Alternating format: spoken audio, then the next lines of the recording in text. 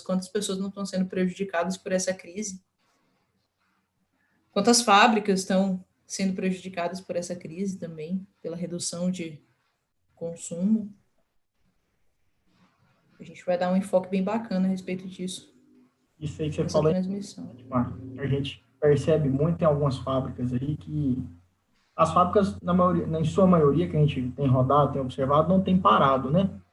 A atividade não para, porque vaca come ração todo dia e esse movimento delas tem diminuído, às vezes, vindo lá do produtor.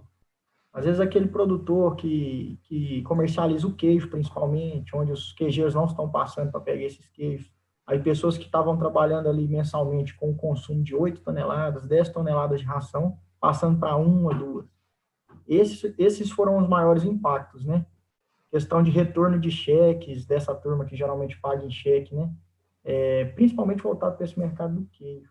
Os laticínios ainda estão buscando, mas com certeza teve impactos, né, nesse mercado também, que a gente tem observado aí.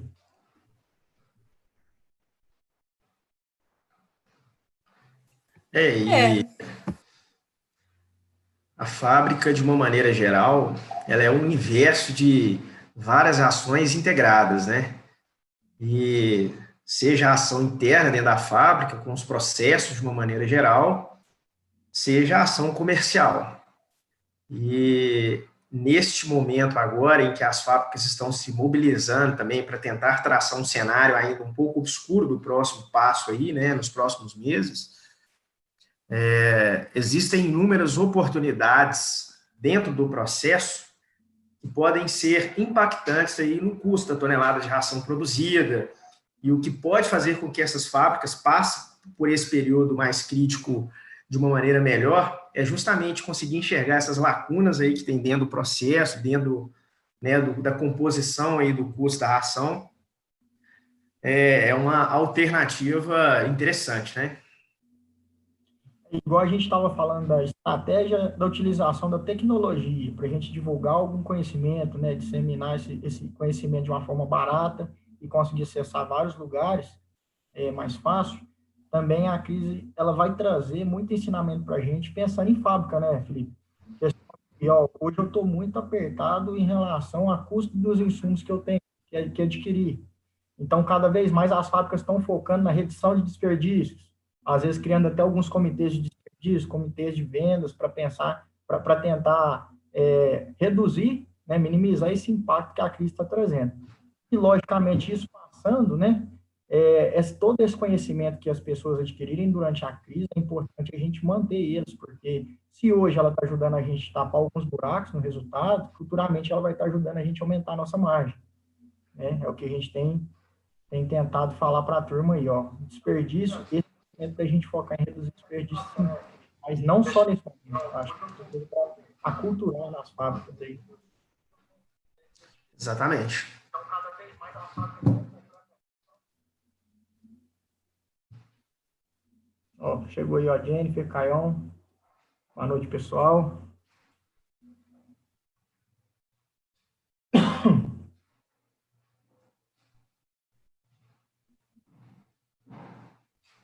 Dona Mari, 19. Exatamente. Eu acho que vocês já podem começar a apresentação de vocês, falar um pouquinho da trajetória profissional de vocês, pessoal, para o público que está assistindo a gente conhecer vocês um pouquinho mais e seguir com a apresentação. Tá liberado, tá bom? Só queria dar uns recados aqui. A nossa transmissão vai durar em torno de uns 45 minutos e depois a gente vai responder as perguntas. Eu espero profundamente que a nossa palestra gere muitas perguntas, porque se gera pergunta significa que está gerando insight, e se estiver gerando insight, a gente está cumprindo o nosso objetivo aqui de levar informação, curiosidade para vocês melhorarem a eficiência produtiva. Então, o Agro não pode parar. Na semana que vem a gente tem mais transmissões. Vamos ficar aqui até o final. Eu estou aqui respondendo o chat. Então, tudo que vocês mandarem através do chat vai ser passado para os meninos que estão fazendo a apresentação. Boa transmissão a todos e vamos que vamos. Pode seguir, Rafael e Felipe. Boa noite, pessoal. Boa noite a todos os participantes aí. É um prazer falar um pouquinho de algum tema aí que pode contribuir com vocês aí nesse momento, né, que a gente está vivendo no país. Meu nome é Felipe Aguiar, sou coordenador de sucesso do cliente da cadeia do leite da Prodap. Sou formado em zootecnia, fiz mestrado e doutorado também na área de nutrição animal, e há alguns anos eu venho trabalhando aí no mercado de fábrica, né, seja na avaliação de processos e seja na transição entre a parte interna da fábrica com a parte comercial. Boa noite, pessoal. Primeiramente, agradecer aí o convite, né, da turma para a gente estar participando desse webinar. Estou muito feliz aqui em estar em mais uma edição, né? Falar um pouquinho sobre esse assunto de fábricas, que eu acho que é muito importante. Às vezes a gente vê saindo vários temas aí de webinars e tudo, e fábrica realmente a gente vê sair muito pouco. E o nosso foco, logicamente, agora cada vez mais estar soltando assuntos relacionados à fábrica de ração. Meu nome é Rafael Carvalho, para quem não me conhece, eu sou zootecnista, formado no IFMG de Bambuí, e fiz mestrado na UF, Uberlândia, voltado para a área de produção animal.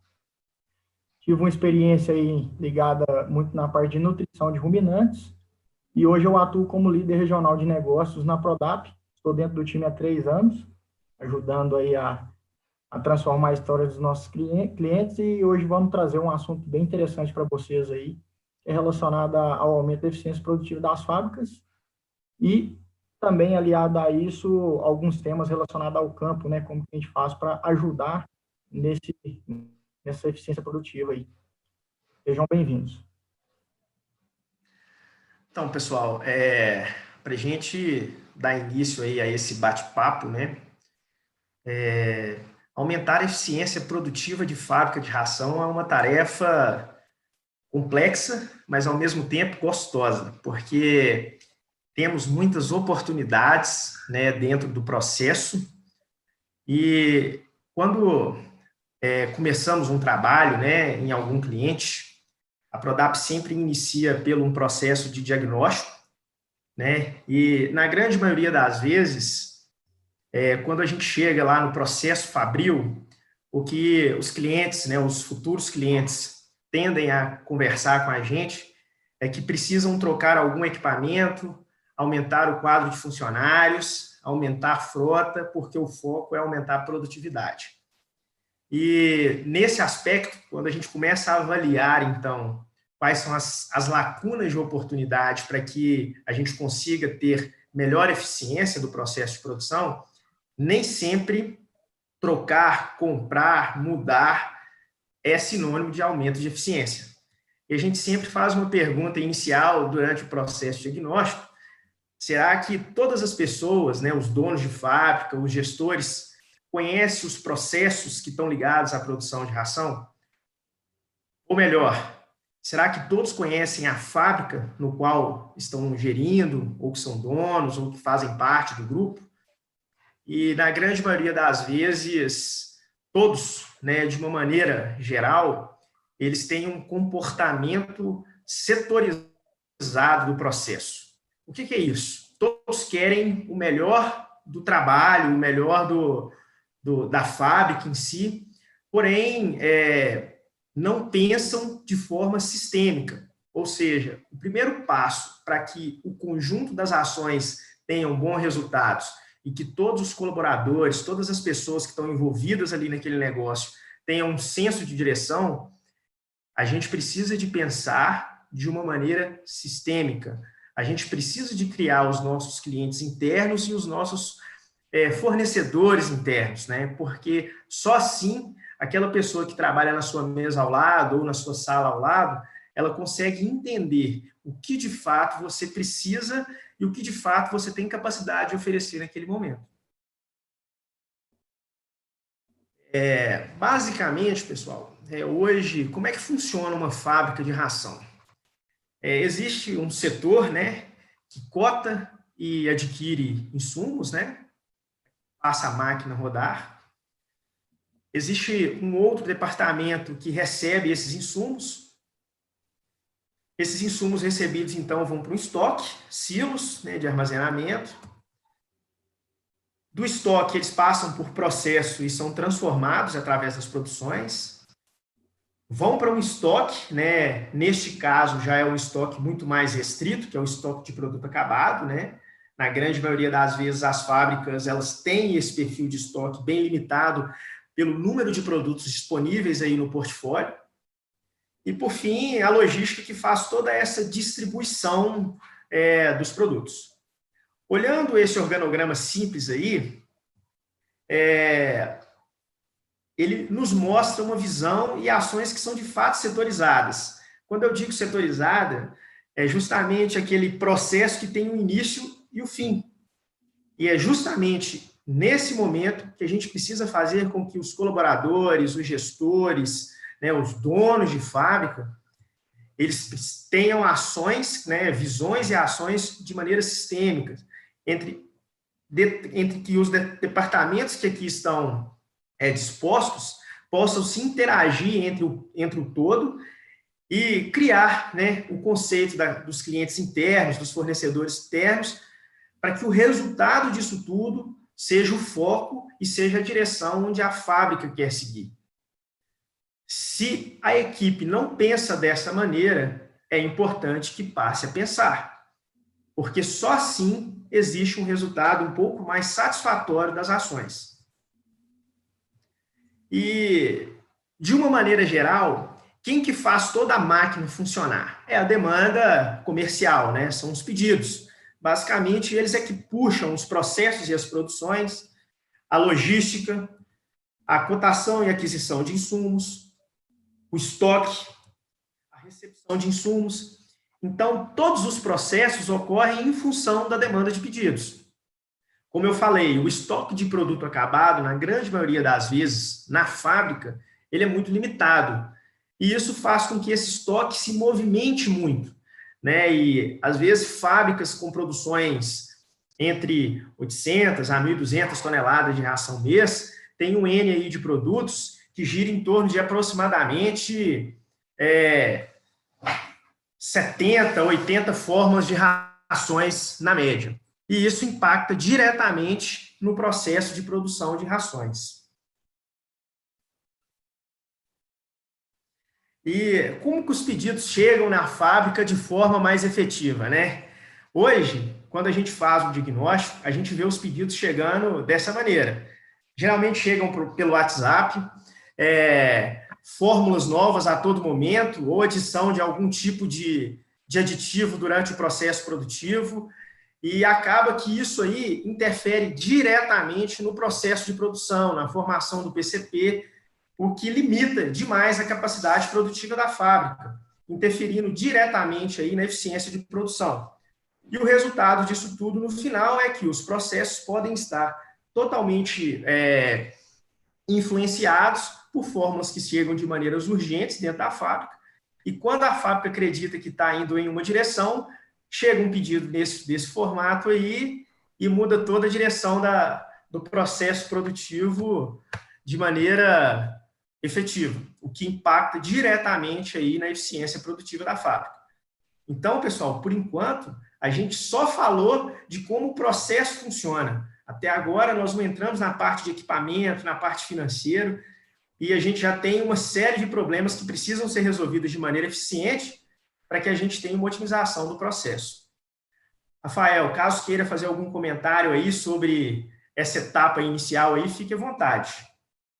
Beleza, Felipe. Só um comentário que aí você mostrou um exemplo clássico que a gente vê nas fábricas de ração, isso não é difícil da gente ver, é chegar um pedido totalmente despadronizado, né? Chega uma forma de um pedido, e depois já chega outra, e isso aí, por exemplo, esse pedido está vindo via WhatsApp, e às vezes não tem uma fábrica que recebe várias fontes de pedido. Tem vendedor que prefere mandar pelo WhatsApp, outro que prefere mandar e-mail, outro que prefere ligar e passar esse pedido por ligação. Isso pode causar um conflito muito grande na pessoa que está recebendo isso, porque ela vai ter que organizar todos esses pedidos. Sendo que se chegasse de uma forma padronizada, você economizava muito o serviço de uma pessoa e já dava para passar para a próxima, mandar aí para aprovação e produção do pedido dele. Exatamente. Então, o impacto do pedido no processo produtivo, ele é alto. e isso pode desencadear uma série de fatores que influenciam o processo de uma maneira geral. Então, pensando nas visões e ações setorizadas, com o pedido ditando toda essa regra, é importante que a gente tenha conhecimento que cada etapa do processo produtivo ele pode sofrer uma pane em função do pedido. Por exemplo, cotação e aquisição de insumo. Às vezes são ações que têm que ser tomadas de maneira rápida e que, por alguma série de pedidos que chegaram fora do padrão, ou fora de hora, ou de maneira urgente, a pessoa que compra, que cota, ela pode sofrer um impacto muito grande e, às vezes, ter que adquirir insumos de uma maneira urgente, né? Comprando produtos com valores fora do padrão ou fora de mercado, e aí impactar diretamente no custo de produção daquela ração. Um outro exemplo é a gestão do próprio estoque dentro da fábrica. Produtos chegando a todo tempo e os pedidos chegando de maneira desordenada dentro da fábrica podem impactar também na gestão do estoque. É importante que todo produto que chegue primeiro dentro da fábrica saia primeiro na forma de produto acabado. E quando não tem essa gestão de estoque, o que acontece é que, na grande maioria das vezes, a gente encontra muitos produtos vencidos dentro da fábrica. Se tratando de grãos, a gente tem grãos e farelos ardidos dentro da fábrica, justamente porque, às vezes, aquela matéria-prima cotada para atender uma ração específica não foi utilizada de maneira eficiente e a gente começa a ter problemas na gestão do estoque. Enfim, pessoal, os pedidos o que de fato faz a fábrica funcionar pelo lado positivo, né? Fábrica sem pedido, infelizmente, não funciona, né? A fábrica precisa de vender, porém a forma com que a gente gere esses pedidos é que impacta no processo produtivo. E pensando nos gargalos, né, que aparecem durante o processo de produção, será que na grande maioria das vezes as pessoas sabem identificar a causa raiz desses gargalos ou simplesmente trabalham no ver e agir? Identificar a causa raiz do problema faz com que esse problema, na grande maioria das vezes, não se repita posteriormente. Caso isso não ocorra, a chance do problema voltar a repetir sempre é alta. Vou dar um exemplo. O elevador está começando a vazar. O elevador que abastece os silos de expedição a granel. Vai a pessoa que dá a manutenção dentro da fábrica, faz a solda, mas faz de qualquer maneira, não sabe por que de fato está desgastando ou que está fazendo com que apareçam buracos no elevador, e o problema começa a voltar a aparecer novamente. Talvez pode ser algum impacto de alguma... o elevador pode estar empenado, pode estar acontecendo alguma coisa nesse sentido, e o problema, a causa raiz, ela não está simplesmente em ir lá e tampar o buraco. Essa é uma ação emergencial que deve, de fato, ser feita. Porém, por trás dessa ação emergencial, precisa de resolver o problema da causa raiz, o que não foi resolvido. Então, posteriormente, esse problema vai voltar a acontecer. Então, é importante saber identificar qual é a causa raiz dos gargalos encontrados na fábrica de ração. E, para identificar os gargalos, né, é importante a gente ter um conceito aí básico do que é um gargalo de fato, né? Então, é um recurso, ou máquina, ou equipamento, ou processo mais sobrecarregado de uma indústria, ou responsável pela etapa mais lenta do processo de produção. Eu separei aqui em 4 grandes partes, né? Não é um conceito aí de engenharia de produção, mas é um conceito um pouco mais prático aí do dia a dia da fábrica. Então, existem gargalos nos fatores que sustentam a produção, né? Que está lá na cotação e aquisição de insumo, seja uma falta de capital de giro, seja uma indisponibilidade do insumo no mercado para comprar durante aquele momento. Os fatores que estão diretamente ligados à produção, né? Que é a recepção de insumos, talvez a moega de recepção não esteja com a capacidade máxima de recepção, ou não tenha condição de receber em velocidade os produtos que estão chegando, gargalos no estoque, falta de espaço físico para armazenamento, gargalos no processo e durante a produção, e gargalos também no estoque de produto acabado. O que é muito comum em fábricas de ração. Cria-se uma fórmula nova essa fórmula ela não cabe nas caixas do caminhão, por exemplo, a granel, e sempre sobra um resíduo dessa fórmula dentro do silo de expedição. E sobrou 300 quilos e isso fica lá constantemente. O ideal é que toda fórmula produzida que esteja armazenada naquele silo, principalmente em formulações específicas, tenha saída de imediato, porque ela precisa de desocupar o silo para que exista uma pré-limpeza desse silo, caso necessário, para que venha outra fórmula e acumule. Então, quando a gente cria uma fórmula no campo, manda ela para a fábrica, o processo de produção ele realiza a construção dessa fórmula, mas essa fórmula ela tem um volume maior do que o esperado. Coloca-se no caminhão, sobra a ração, e aí essa ração fica lá até que um novo cliente que tem a possibilidade de usar aquela ração utilize ela. E assim ela vai perdendo prazo de validade e, enfim, vai causando uma série de problemas, que também é um gargalo. Tem gargalos também nos fatores que escoam a produção, que estão ligados à logística, e os fatores que puxam a produção, que são os pedidos. Eu vou citar alguns fatores aqui que estão relacionados aos gargalos, como exemplo. Eu podia listar mais de 700 fatores que podem transformar em gargalos no processo produtivo. Porém, separei alguns aqui de maneira especial para que a gente possa ter ciência se isso acontece ou não durante o processo de produção da nossa estrutura fabril. Fael, fique à vontade caso queira comentar algo aí. Beleza, pode dar sequência. Beleza. Então, pessoal, em relação à cotação e aquisição de insumos, alguns gargalos que podem aparecer são o posicionamento no mercado, né? Será que a gente está comprando bem ou não está comprando bem? Isso pode ser um gargalo financeiro em relação ao seu fluxo de caixa. Necessidade de capital de giro, alto, né? Porque insumos de fábrica são altos, e na grande maioria das vezes o estoque tem que estar cheio, né? Então você tem muito produto parado.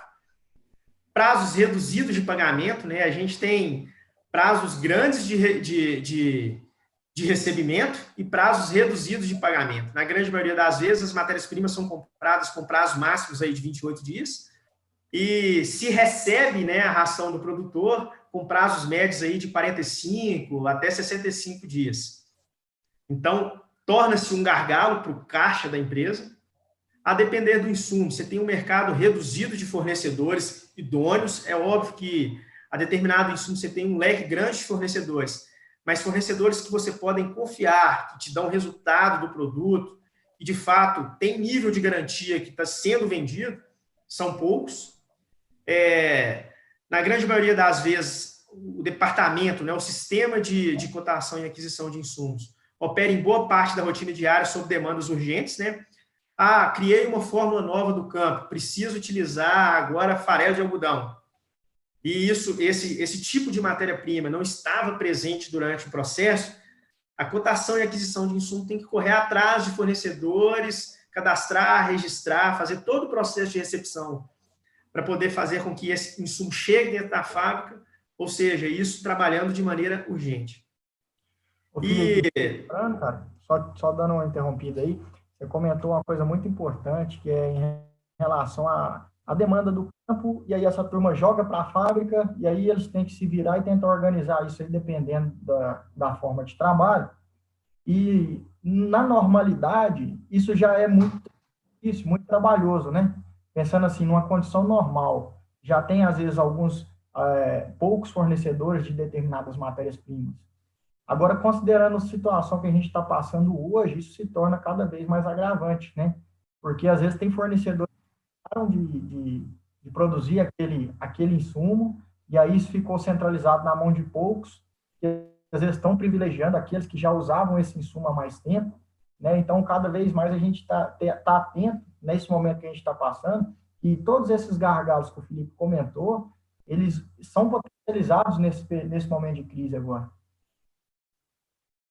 Exatamente, Rafael. Em relação ao processo de recepção, não existe uma programação efetiva de recepção de insumos, ou seja, a equipe que recebe esses insumos, na grande maioria das vezes, é a última a saber que esse insumo está chegando dentro da fábrica. Às vezes o pessoal está saindo às 17, tem uma carreta de milho parada na porta que precisa ser descarregada, porque amanhã vão utilizar esse milho para poder produzir. E essa equipe, então, tem que fazer hora extra, enfim. É um gargalo. Os padrões de qualidade necessários são sustentados por equipamentos? Na grande maioria das vezes, as fábricas criam plantas, né, e não levam em consideração as possíveis fórmulas que irão se trabalhar durante o processo de produção. Os fornecedores de equipamentos, eles pedem durante a cotação, né, dos equipamentos, quais são as possíveis fórmulas para fazer o dimensionamento certo das velocidades de elevador, capacidade de mistura, enfim. E, por comodidade, as fábricas só indicam que trabalharão com milho, com soja, com sorgo, e esquecem de subprodutos, né, farelo de algodão, talvez uma casquinha, e outros possíveis subprodutos que estão no mercado. E será que os equipamentos que essas fábricas, às vezes, compram, por ser mais cômoda, eles conseguem atender os padrões de qualidade de produtos que serão utilizados, que não foram utilizados, de fato, para fazer esse dimensionamento? E isso é um impacto, porque lá na frente isso vai virar um gargalo. Não dimensionam também a capacidade do fluxo de recepção, né? Seja moeda, seja ensacado, enfim. Todos esses aspectos fazem com que o tempo de recepção dos insumos sejam limitados. Mas a fábrica ela precisa trabalhar, né? E quando a gente chega para fazer o diagnóstico, e a gente apresenta todas as lacunas de oportunidades para os possíveis clientes, sempre tem a pergunta: será que eu preciso de trocar isso tudo, então, para fazer com que a fábrica otimize os processos? Não, não precisa fazer isso. Se requer algum investimento futuro para que o processo funcione de maneira efetiva, a gente precisa primeiro medir. E na grande maioria das vezes, tiramos decisões, né, como nosso amigo Saulo Mota, especialista aí da Prodap, fala, de trás da orelha. E a gente não tem um bom resultado do investimento porque a gente não mediu se de fato, naquele momento ou naquela situação, merecia um investimento. Talvez a gente faça um investimento muito mais barato em relação a algum outro tipo de situação e a gente foca em trocar uma moega, em trocar um misturador, em trocar um elevador, e esquece do funcionamento básico. Em relação ao estoque de insumos, né? Qual a capacidade de estocagem a granel, de bags, de ensacados que a fábrica permite ou que ela tem, né? Para que ela foi projetada? Entre uma recepção e outra, existe a possibilidade de manutenção e limpeza? A sobreposição de recebimentos de matéria-prima, ela é altíssima. Às vezes, fábricas com plantas antigas, que têm silos de alvenaria ainda, não tem nenhum protocolo de limpeza desses silos durante um processo de recepção. Ou seja, sempre tem resíduos de fundo de silo que vão ficar lá e vão ser recebidos outros produtos. E aí acontece que esses resíduos de fundo de silo, às vezes, não circulam, não fazem uma limpeza necessária e eles permanecem ali fermentando, fermentando, fermentando. E lá na frente no campo tem um problema na ração, até identificar que o grande problema foi aquele resíduo de fundo que ficou entre uma recepção e outra, já aconteceu da perda de um cliente e provavelmente outros clientes também vão ser afetados por essa situação.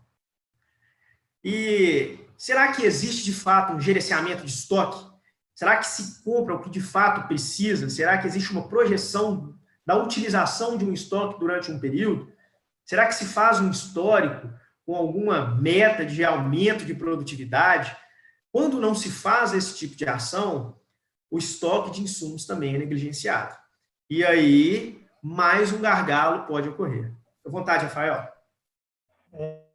Comentando um pouco sobre esse gerenciamento do estoque, a gente sabe que a empresa geralmente quebra pelo caixa, né? Então, se você tem um estoque alto, você tem um capital empatado muito alto. Você não gerencia o que você utiliza, né? A utilização que o produtor está consumindo, que a sua equipe de vendas está conseguindo desovar ali da sua matéria-prima, dos seus produtos, vai chegar num ponto onde você vai ter muito estoque, pouca saída, você já vai estar começando a pagar aquele estoque ali, ainda não vai estar recebendo do campo. Então, linkar aí a parte de utilização, prazo médio de recebimento, prazo médio de pagamento, está muito envolvida com esse gerenciamento de estoque e com a saúde financeira do negócio. Sem dúvida. Os processos e as produções também são gargalos, né? Na grande maioria das vezes também as fábricas não têm uma ordem de produção pré-definida, ou às vezes até tem, mas ela muda constantemente e fica impossível criar um PCP, levando em consideração o processo de flushing, né, as possíveis fontes de contaminação cruzada. A equipe, ela roda muito, né, então, principalmente a equipe de chão de fábrica tem um índice de rotatividade alto e não existe uma preparação da equipe nova que chega. Então, às vezes, tem alguma fábrica que tem um responsável por dosar alguns ingredientes, né? Aí essa pessoa sai, chega uma pessoa nova que nunca trabalhou com aquilo, ele já coloca ela para dosar aqueles ingredientes e aí acaba sendo também um gargalo, porque tem baixa confiabilidade e o resultado no campo pode ser muito maior e bem pior do que a gente imagina. E também os equipamentos. É necessário que tenha atenção especial ao equipamento utilizado no processo de produção. À medida que o processo, a produção aumenta dentro de uma fábrica, é natural que os equipamentos que foram projetados com uma produtividade X, eles tendem a ser trocados. Mas avaliar se de fato o equipamento é o gargalo do processo, volto a falar, precisa ser medido.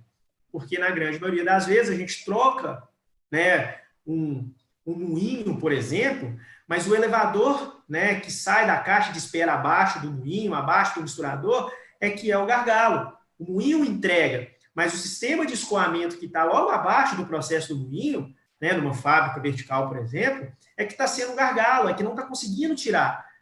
E às vezes a gente troca o moinho achando que a gente vai resolver o problema, coloca um moinho com maior capacidade e tal, e todo o sistema de produção não consegue entregar aquela capacidade que o moinho foi instalado ou foi projetado.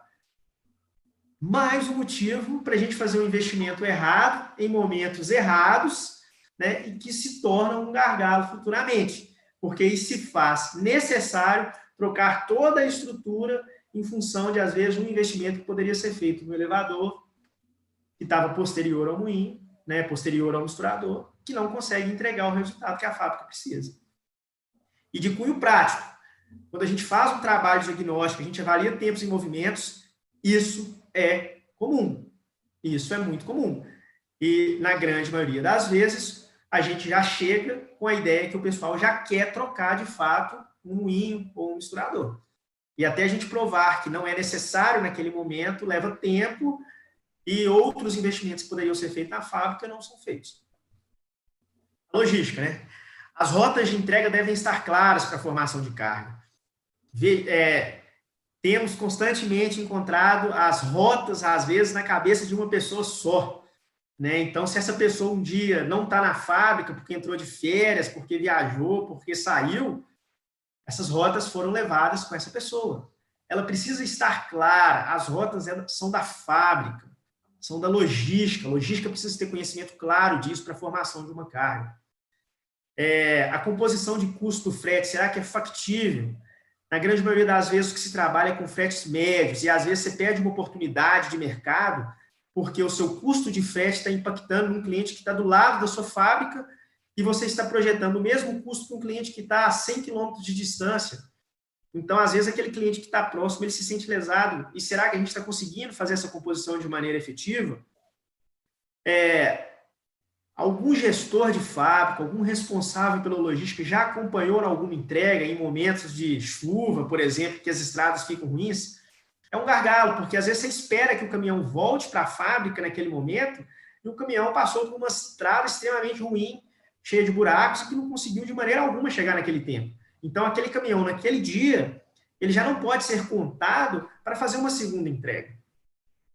E manutenção de veículos também é um impacto significativo. Utiliza-se o equipamento sem dar manutenção.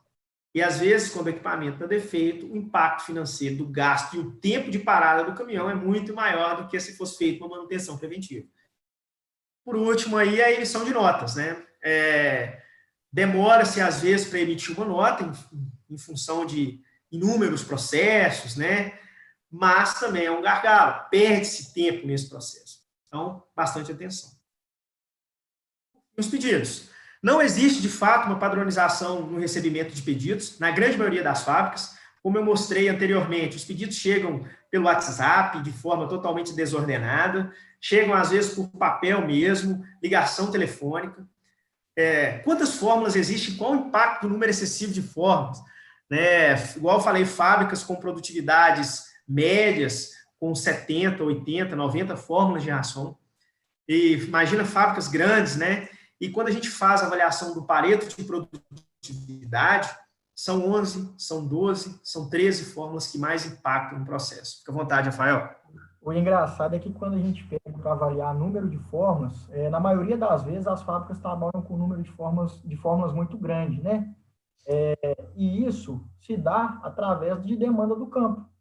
O vendedor chega e fala, tem um cliente meu que quer essa ração desse jeito, vai e cria a fórmula internamente e acaba atendendo o cliente. Isso vai acumulando o N de fórmulas ali, gerando, logicamente, um problema grande ali no processo produtivo. Só que quando você vai avaliar de fato, às vezes um posicionamento no campo, de mostrar que a fórmula que o cliente está pedindo é basicamente a mesma que a gente tem na linha, com pequenas diferenças que não vão impactar no resultado, a gente minimizaria muito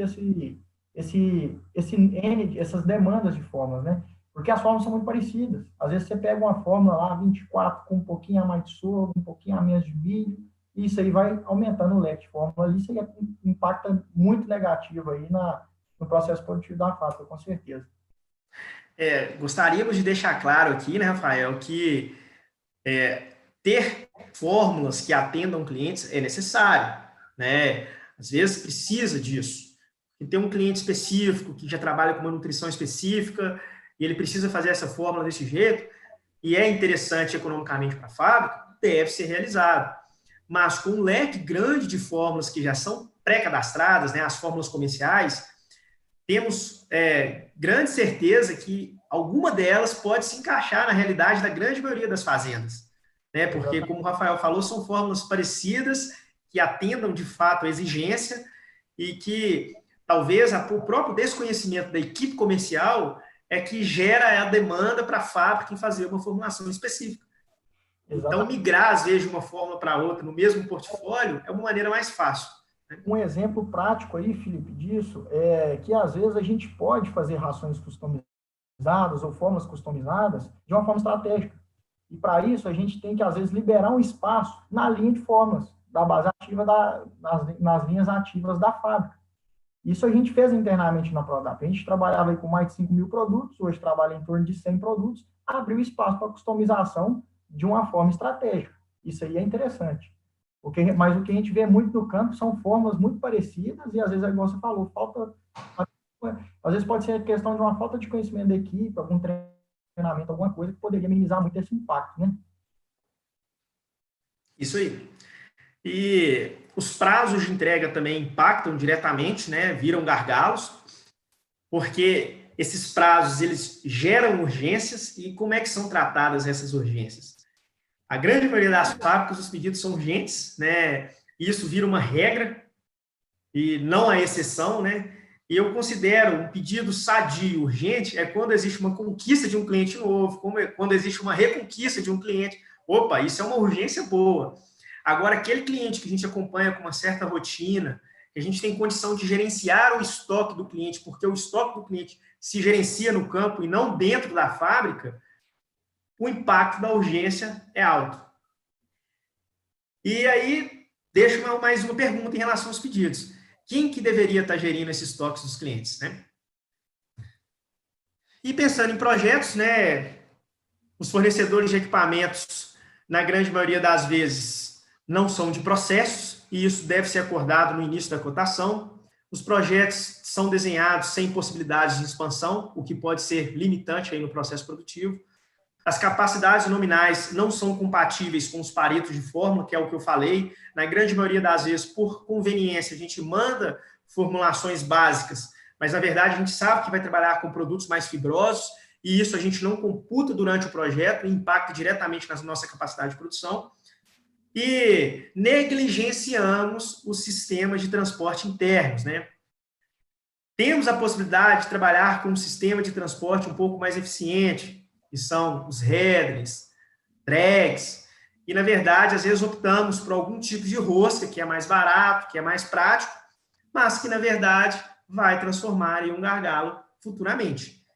Então, se tem um ponto que eu gostaria de comentar na situação de projetos é que dê atenção no sistema de transporte.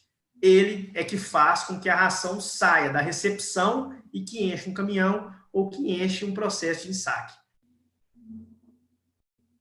E depois desse número aí de gargalos, né, que são possíveis de acontecer e, obviamente, tem muito mais, inicia-se uma busca desordenada sobre soluções sem nenhum embasamento real, ou seja, sem nenhum tipo de indicador.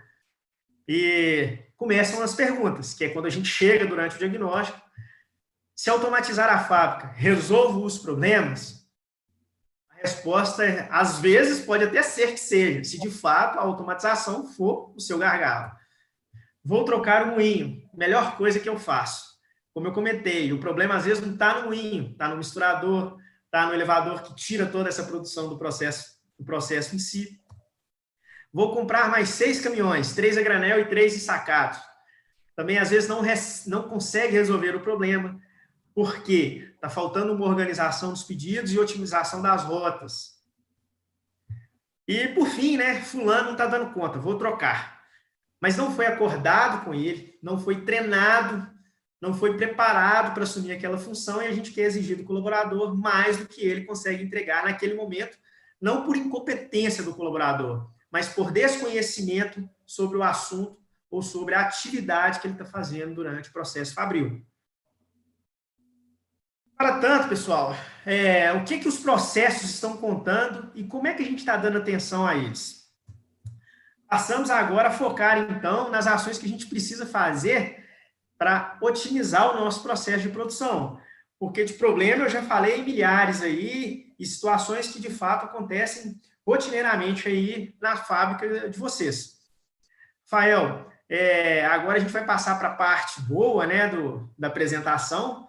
Tem algum comentário que você queria fazer aí para arrematar o assunto até agora dos gargalos?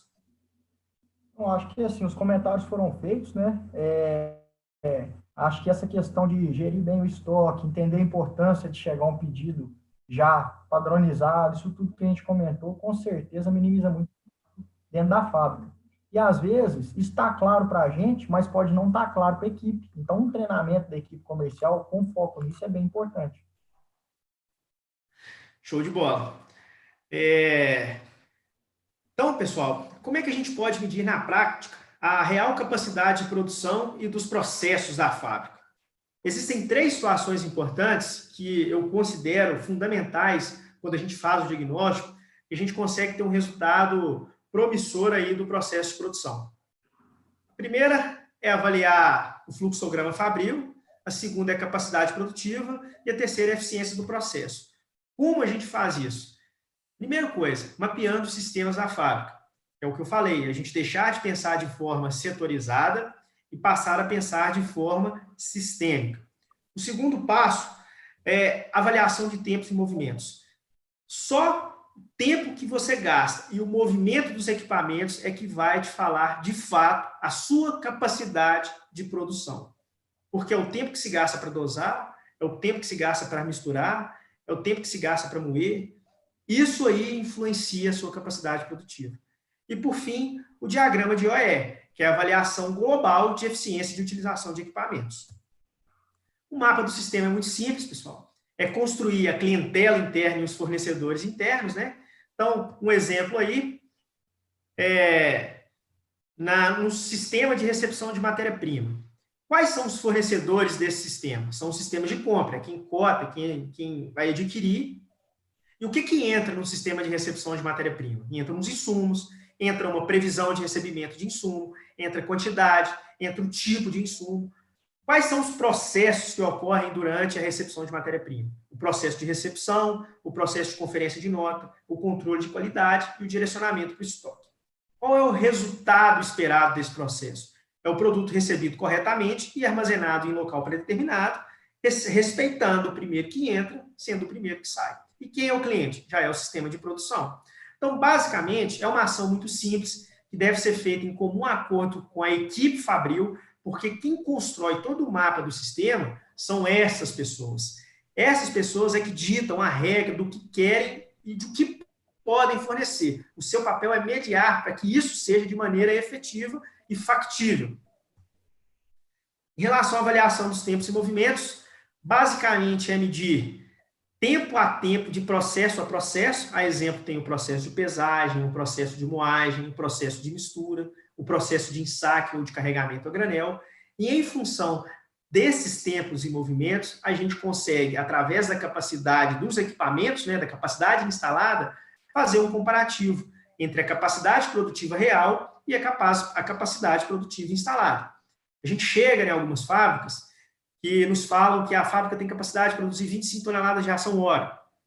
Quando a gente avalia tempos e movimentos, a gente chega no número de 12 a 13 toneladas hora. E a gente explica o motivo pelo qual esse número de fato existe. E aí, às vezes, acontece um certo desconforto entre os fornecedores de equipamento e quem adquiriu. Mas, na verdade, pessoal, que é o que eu volto a falar, focar na entrega do processo e não simplesmente no equipamento é uma ação muito importante, porque a capacidade real instalada é X, mas com o número de processos que ocorre dentro da produção, impacta diretamente na capacidade instalada, a sua capacidade real é outra. E, na grande maioria das vezes, mais baixa do que a capacidade real do equipamento em produzir.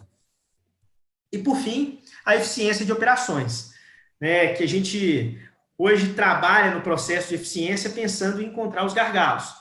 E pensando em uma situação geral, nós temos algumas metas definidas, que são as formulações estratégicas, né, que geralmente estão no planejamento de 5 anos.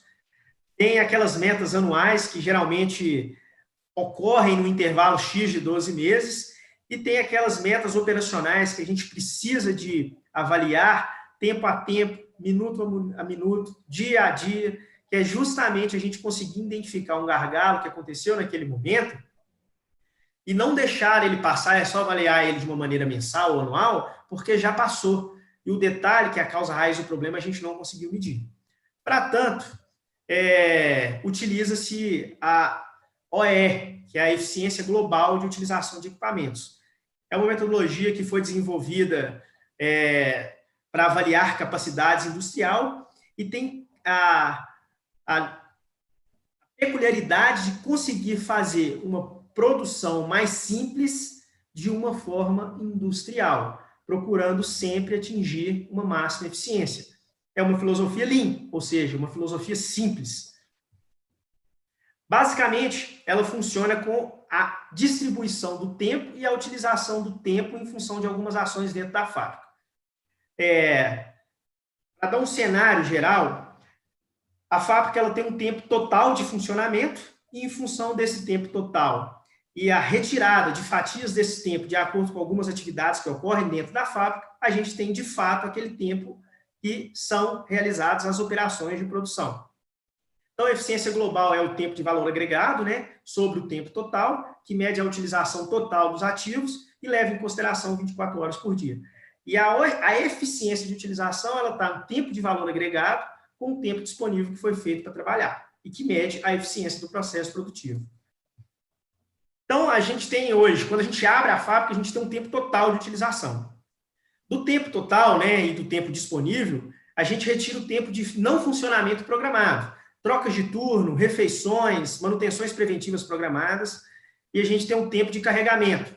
Do tempo de carregamento, menos a suspensão do plano de produção, que é justamente as paradas não programadas devido à falta de matéria-prima ou à espera de um produto intermediário, por exemplo, a fábrica faz um núcleo para utilizar na ração. E quando a ração estava lá pronta para ser produzida, ainda não chegou o núcleo. Você tem uma suspensão do plano de produção. Você está ocupando mais uma parte do seu tempo que poderia ser utilizado para produzir com fatores que não são inerentes à produção. Tem o tempo de operação, né, que menos o tempo das paradas, que são relacionadas a falhas de equipamentos, a gente encontra aí o tempo útil, né? Menos a queda do ritmo, que são redução na capacidade da máquina, ou seja, você trabalhar com a máquina vazia, né, ou com metade da dose necessária em função da capacidade.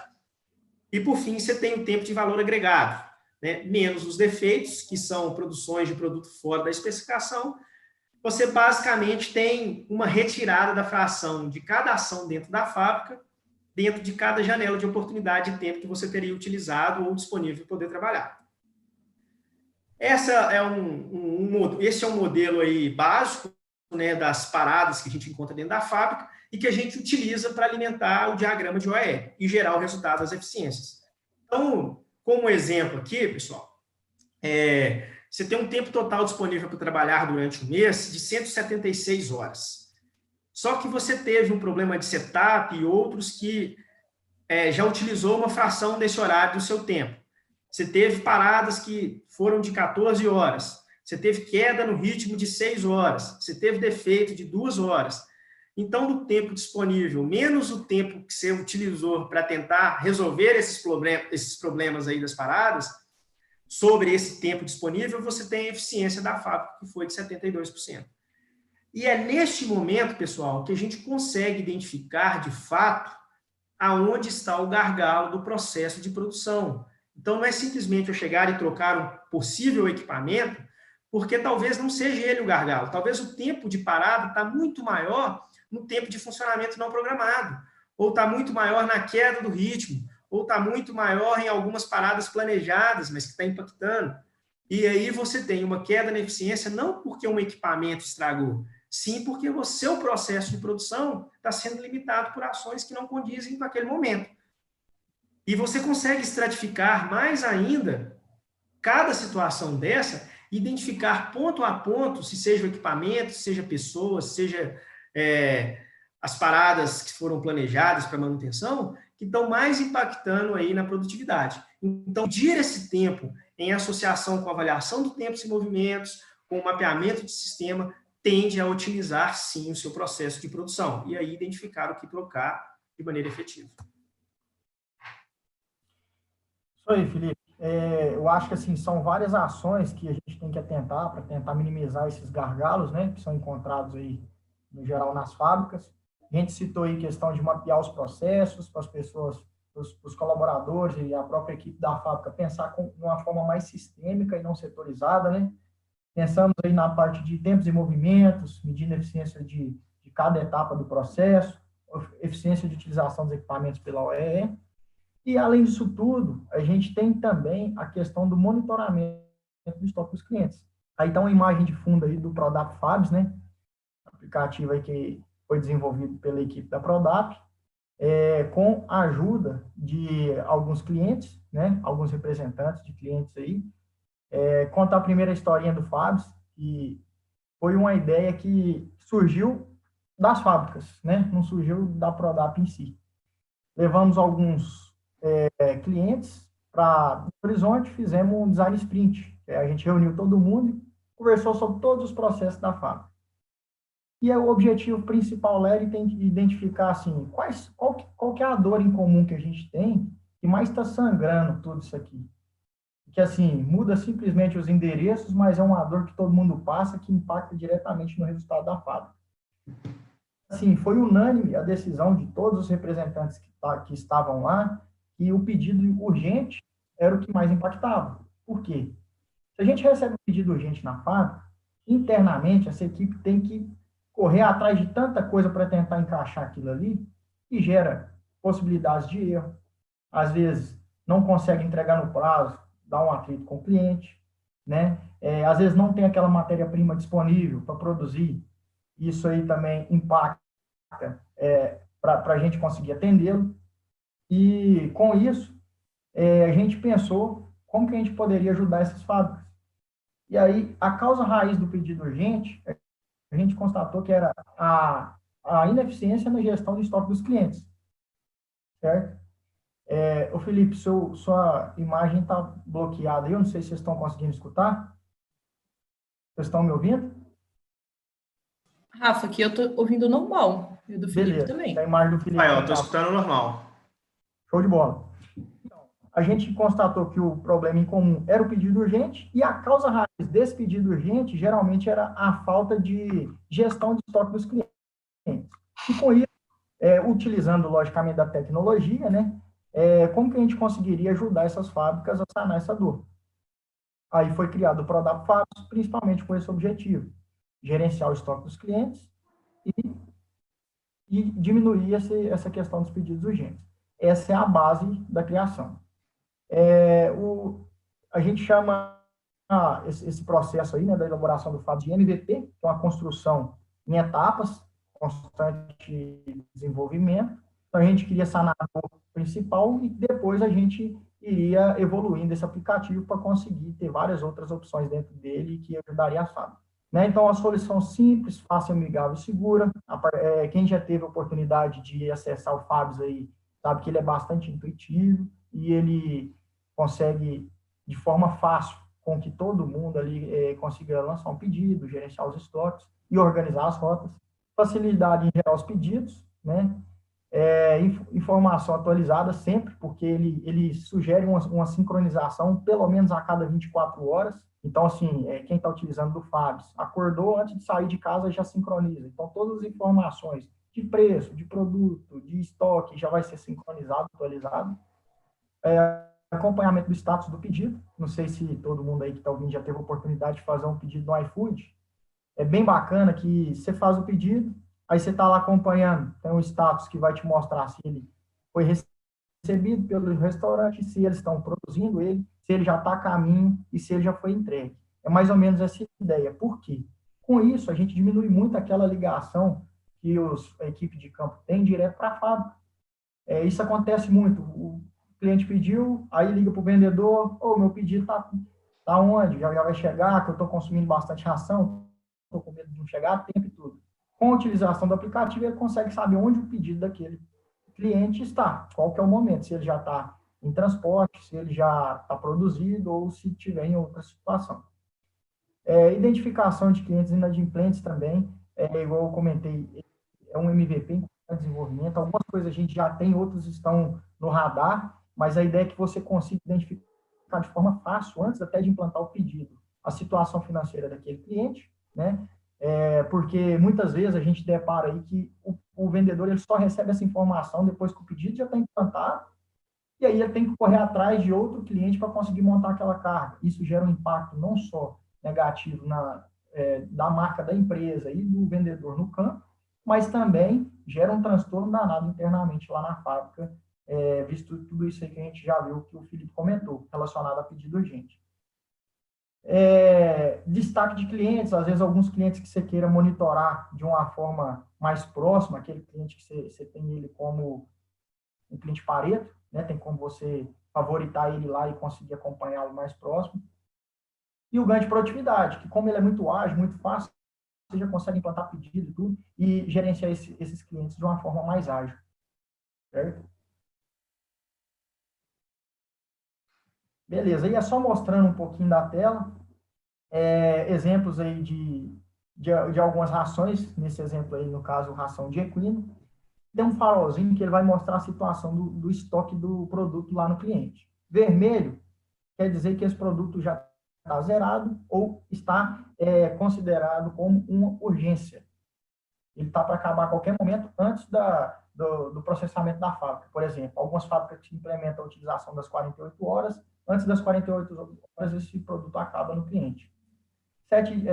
O farol amarelo aí para 7 dias, onde já é atenção, provavelmente o produto desse cliente iria terminar naquela semana, e quando o farolzinho está verde, é um cliente que você não precisa ter atenção naquela semana. Então, isso ajuda muito a equipe de vendas a organizar a sua rotina, né? Antes de sair na segunda-feira, ela pega, olha o aplicativo ali e já vai saber quais são os clientes que estão com o produto finalizando, e ele vai fazer sua rota baseada naqueles clientes e ajuda também a montar uma carga e passar isso para a fábrica com certa antecedência, evitando todo aquele pedido de urgência lá que a gente viu que impacta bastante nos processos. Aí outras imagens do aplicativo, na questão dos farolzinhos que a gente já explicou, ele sempre vai jogar aquele que está mais urgente para cima, né, para até facilitar esse gerenciamento dos clientes. No caso aí, o exemplo, esse Adevaldo, ele está estoque zerado. Você clica no cliente e aparece todos os produtos que ele utiliza. Geralmente, a tábua do barril, aquele que vai acionar o farol, é o produto que está finalizando o estoque. Então, ele pode ter algum produto que está estocado, mas se ele tem algum que está finalizando, ele vai lá para cima e fica no farol vermelho. Isso aí ajuda muito na rotina dos vendedores. Pedido urgente, olha lá, a gente vê na terceira coluna aí, já vai um sinal que é um pedido urgente, para quando chegar na fábrica, eles sabem saberem que o estoque vai finalizar antes do prazo normal que eles pedem para fazer o pedido.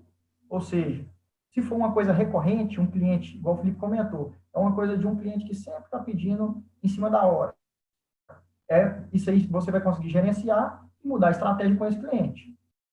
Se for uma venda nova ou uma recuperação de algum cliente, beleza, pode ser um pedido urgente, bom, mas é bom a gente estar sempre monitorando. Questão de preço, né, vai ter sempre ali um limite de preço, às vezes tem um preço fixo, não vai ter esses limites, mas se tem algum intervalo de preço que o vendedor possa fazer, sempre vai ser só aceitado ele passar para a próxima etapa, para concretizar o pedido, se estiver dentro daquela precificação ali que a fábrica preconiza. E aí tem um painel de controle aí, que a turma da fábrica teria acesso, onde facilitaria a comunicação da equipe de vendas com a fábrica, geralmente feita pelo STC ou por alguém que coordena esses pedidos. E aí é onde faz aquele passo a passo que eu correlacionei com o iFood, né? Por exemplo, ele fez um pedido e mandou para a fábrica. Aí ele cai lá naquela coluna de análise. Igual eu comentei, pedido urgente ele vai estar ali destacado para as pessoas conseguirem gerenciar isso aí. Verificou, analisou, passou para a produção, ela pega e arrasta o cliente para a próxima coluna. O vendedor, quando sincronizar lá no campo, ele vai ter acesso que aquele pedido ele está em produção. E por aí vai, estoque, expedição, entrega. Então, ele vai conseguir gerenciar os pedidos de todos os clientes. À vontade, Felipe. É importante destacar, pessoal, que existe aí a possibilidade de verificar com mais frequência esses pedidos urgentes, mas que eles devem ser tratados como uma anomalia dentro da fábrica, né? Saber o porquê da urgência é muito importante, porque o que menos a gente quer ver lá dentro da fábrica é que tem essa tirinha vermelha de pedido urgente. A ideia do aplicativo é justamente para que a equipe comercial consiga gerenciar o estoque do cliente que deve ser feito lá no campo, para evitar que os pedidos urgentes aconteçam de maneira excessiva dentro da fábrica. Exatamente. E assim, volta um slide, por favor, Felipe. Só comentando do Fabs, o que a gente tem observado, assim, alguns clientes que já começaram a utilizar. Não só o Fabs, a gente está falando que é uma ferramenta que foi desenvolvida utilizando a tecnologia e facilita essa gestão do estoque, por ser intuitivo e ter tudo isso integrado, né? A ideia é que isso futuramente integre com o próprio sistema da fábrica e seja cada vez mais fácil, tornar o processo ali de gestão de estoque e pedido fácil, esse é o objetivo, e com isso minimizar esses pedidos urgentes. Mas é muito importante que a gente tenha observado alguns vendedores comentando, nossa, isso aí está ajudando demais na minha rotina, eu me perdia nos clientes, e às vezes eu tenho uma planilha, isso me dava muito trabalho, então tem facilitado a rotina. E outra coisa, a gente sabe, pessoal, que gerenciar o estoque do cliente, a gente vai ter ele cada vez mais no sentido, assim, de conseguir cuidar dele bem. É um cliente que a gente tem que ter isso como uma entrega. Se eu tenho o estoque do cliente na minha mão e eu consigo ligar para ele, fazer uma venda ativa e não passiva, que é aquela que o cliente ligou, minha ração está acabando, isso aí gera todo aquele transtorno. Primeiro, você não dá brecha para o concorrente ir no momento que você não consegue atender. Segundo, se você utiliza essa ferramenta, lógico que não é o objetivo principal, mas para conseguir monitorar o estoque de outros prospects, você só vai saber também quando você vai fazer essa visita, porque pode ser um momento de oportunidade. Então, assim, a gente vê que tem várias outras coisas aí que está gerando valor para essa turma de vendas aí que não consegue gerenciar bem os estoques. Isso pode ser feito num caderno, pode ser feito em alguma outra ferramenta, mas o aplicativo está aí para facilitar a vida da turma. Beleza? Lembrando que esse aplicativo ele está em constante evolução, né, Rafael? Então, assim, a ideia é que num futuro próximo aí a gente consiga ter muito mais funções, como a criação de um PCP para o processo fabril, né? Enfim, ter muito mais ações dentro do aplicativo, né? Então, a gente está trabalhando e provavelmente vai fazer um novo design sprint em função da melhoria desse aplicativo. E a gente conta com a participação de bastante gente aí para poder construir uma ferramenta que, de fato, seja útil aí para o campo, né? Exatamente. E assim, igual eu comentei, um conceito de MVP é que E todo mundo quer, a gente até brinca lá que a gente já queria o aplicativo pronto, fazendo tudo rápido. Só que, às vezes, a gente brinca, o MVP, o conceito dele é, às vezes você vai entregar um carro para uma pessoa que não precisa, ela só quer deslocar de um lugar para o outro, sendo que um skate resolveria o problema. E esse skate é muito mais barato que o carro e você entrega ele mais rápido. Então, esse é o objetivo. A gente entrega um skate para aquela pessoa movimentar e atender a dor principal, e com isso a gente pula para uma bicicleta, com uma moto, até chegar no carro, que é onde vai estar fazendo tudo que a gente quer. Eu gosto de associar muito esse esquema aí com o WhatsApp, né? A gente vê o WhatsApp hoje cheio de funções, mas quem lembra quando começou o WhatsApp, ele simplesmente enviava mensagem gratuita, onde todo mundo pagava SMS. Então, assim, foi onde começou tudo. E isso atendeu a dor naquele momento. Se continuasse só enviando mensagem, provavelmente o WhatsApp tinha subido. E ele foi em constante evolução, atendendo a demanda do cliente. Hoje em dia, o WhatsApp envia mensagem, envia áudio, envia foto, envia vídeo, faz ligação gratuita, ligação de vídeo e por aí vai. Então, o objetivo é esse, constante desenvolvimento. E o céu é o limite, né, Filipão? Exatamente. E aí, pessoal, para a gente poder finalizar esse bate-papo, né, é importante que a gente coloque em prática o pensamento sistêmico da indústria, que a gente consiga construir os mapas do sistema junto aos interessados, fazer com que a equipe participe de fato da construção desse mapeamento, não fazer isso e apresentar para eles, mas sim fazer com que eles te ajudem a construir esse mapa, avaliar a capacidade de produção fabril no dia a dia das operações, né, com tempos e movimentos, né, utilizar o diagrama de OE como ferramenta de avaliação diária da eficiência de produção, que é o que a gente comentou. A gente precisa de avaliar a nossa produção no dia a dia, na hora a hora, no minuto a minuto, porque pode estar ali o seu gargalo, e quando você faz essa avaliação no final do mês, você perde o time de resolução do problema que poderia ser feito na causa raiz. E, por fim, gerenciar efetivamente o estoque dos clientes, né? Porque, na grande maioria das vezes, a fábrica quer gerenciar isso lá de dentro e a equipe comercial está lá de fora. Mas não dá certo, as tentativas são frustradas e todas as ações ficam voltadas para a melhoria de processo, quando, na verdade, é o pedido que está determinando toda a capacidade instalada e, enfim, da produção da fábrica. Para finalizar aí, tem uma frase que eu gosto bastante, né? Que loucura é querer resultados diferentes fazendo exatamente tudo igual. Certo? Muito obrigado, pessoal. Agradeço muito a participação de todos. Contem com a gente e estamos abertos aí aos questionamentos. Isso aí, Lipe. A gente recebeu algumas perguntas aqui. Vou ler para vocês agora na ordem cronológica. Se vocês já tiverem comentado à medida que a apresentação passou, a gente pula. Vamos tentar ir até, no máximo, 8h30 aqui, não delongar muito nas perguntas. Lembrando que meu e-mail está aberto, todo mundo tem acesso, recebe o link através do e-mail. Então, vocês podem entrar em contato com a gente na hora que vocês quiserem para perguntar, falar se ficou alguma coisa ainda por explicar. A apresentação, ela vai ser disponibilizada também através do nosso grupo do Telegram. Então, se vocês quiserem ter acesso à apresentação, além de ter acesso à gravação, a gente vai disponibilizar ela lá. Vou começar com perguntas, tá? A respeito do gerenciamento de estoques. Muitas das vezes os insumos são pagos à vista e o recebimento dos produtos acabados a prazo. Como minimizar esse fator para não prejudicar a saúde financeira do negócio? Então, pessoal, na verdade, negociar o prazo de pagamento com o cliente é muito importante. Com o fornecedor é muito importante, desculpa. Porque é justamente a diferença entre o prazo do pagamento com o prazo do recebimento que fere o caixa da empresa. Então, acordar isso de maneira efetiva com os fornecedores se faz necessário durante o processo de aquisição, de cotação, mas nem sempre isso aí é efetivo. E, às vezes, acaba que a gente tem que, de fato, assumir, né? A gente tem que financiar o cliente, o produtor rural, durante um período de aquisição de insumos. Então, a minha dica é, tente acordar ao máximo o prazo de pagamento, mas tente também reduzir o prazo ao máximo de recebimento, né? Tente trabalhar com esses valores bem próximos, porque senão, de fato, o caixa da empresa vai ser ferido, sim. Caso queira comentar algo, Rafael.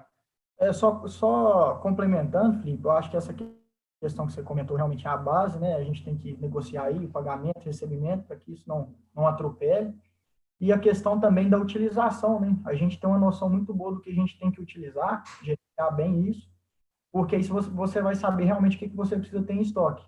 Não sendo uma compra estratégica, lógico que a gente vai ter um estoque maior quando a gente faz uma compra estratégica, pensando que a gente quer dar uma organizada no caixa da empresa, saber o que está sendo utilizado mensalmente, esse controle de estoque bem feito é muito importante. Bom demais. Podemos passar para o próximo? Podemos sim. Ok. Parcelamento de fatura para os clientes seria uma alternativa de garantir o recebimento de uma vez? Perdão. Seria uma alternativa de garantir o recebimento uma vez que as menores parcelas já são fáceis de serem pagas? Eu falo muito que, às vezes, parcelar, né, no final das contas, principalmente ração, que tem um uso constante, diário, né? Quando você parcela, mais cedo ou mais tarde, o cliente vai estar pagando uma parcela dupla, né? As parcelas vão se encontrar no meio do caminho e acaba que tem aquela falsa sensação de estar fazendo um bom negócio. Existem duas situações. Algumas empresas, né, cooperativas, de uma maneira geral, têm esse débito da ração já via leite, via compra. Então, isso fica mais fácil no controle aí da entrada de capital. Mas nas fábricas comerciais, de uma maneira geral, isso não existe. Nem sempre parcelar é a melhor opção, né? Às vezes, você conseguir receber esse dinheiro de uma maneira mais rápida é mais satisfatório. Mas volto a falar, existem aqueles clientes que têm um bom perfil, né? Que são clientes sadios, que a fábrica confia. Então, esses clientes que pagam, que não são inadimplentes. E isso é importante levar em consideração. Por isso que, na hora do cadastramento do cliente dentro da empresa, esse cadastramento tem que ser bem efetivo, porque o resultado da inadimplência ela é muito em função no momento da conquista do cliente. Existem muitos clientes que, na grande maioria das vezes, saem de outras fábricas por inadimplência e, às vezes, acabam comprando na sua fábrica e você não leva isso em consideração e parcela várias vezes e provavelmente ele paga a primeira, mas a segunda, a terceira ele não paga. Então, um bom cadastro financeiro desses clientes no ingresso da fábrica é que determina a capacidade ou não dele de pagar aquela conta e também de ter evitado índices altos de inadimplência.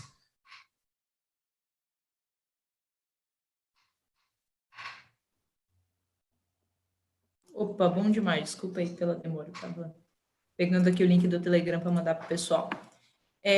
Beleza. Até quantos dias de prazo para essas faturas serem pagas, de forma a não prejudicar o financeiro da empresa? Principalmente em relação à compra de insumos. Vocês já responderam essa? Ou... A gente comentou, né, que na grande maioria das vezes, alguns insumos são comprados à vista e outros são comprados com 28 dias, né? A grande maioria dos insumos, né? Então, assim, o prazo ideal seria o prazo que você está recebendo a ração, né? Ou seja, não ultrapassar esses 28 dias de recebimento. Mas, na realidade, as fábricas hoje trabalham aí com 28, 32, 46 dias de recebimento, fábricas com 30, 60. Então, assim, eu trabalharia de uma maneira mais segura em relação ao tempo que eu tenho que pagar as minhas contas, né? Eu avaliaria o meu fluxo de caixa e, a partir dele, olha, eu tenho contas a receber tal dia, eu tenho contas a pagar tal dia. Então, eu tentaria sincronizar o meu prazo de pagamento em função, meu prazo de recebimento em função do meu prazo de pagamento. Essa sincronia é muito importante, né? Porque, volto a falar, senão a gente vai sempre estar financiando o cliente. Beleza, a gente tem uma pergunta aqui a respeito do FABS. A questão dos sensores nos silos da propriedade está ativa no FABS? A gente tem alguma previsão ou já está em caminho? Ô Mari, então, isso aí foi levantado nas reuniões que foram feitas do FABS, questão de sensores. Está no radar, não está ainda ativo no aplicativo, e por enquanto ainda a gente não tem o tempo que isso vai ocorrer, mas está no radar. É igual a gente falou, a gente primeiro quer sanar a dor básica do cliente, né, que é gerenciar bem o estoque, pelo menos com a questão de de observação mesmo do estoque pelo representante comercial, e num segundo passo, isso ser mais automatizado e já cair direto na fábrica com sensores nos silos, igual eu falei, o céu é o limite. Está no radar, mas ainda não está ativo. Perfeito, Rafael. Eu acho que esse movimento de melhoria, na verdade, é um ponto muito forte do sistema de tecnologia da Prodap. A gente sempre faz uma coisa, um produto, uma tecnologia para ela nunca estar acabada, né?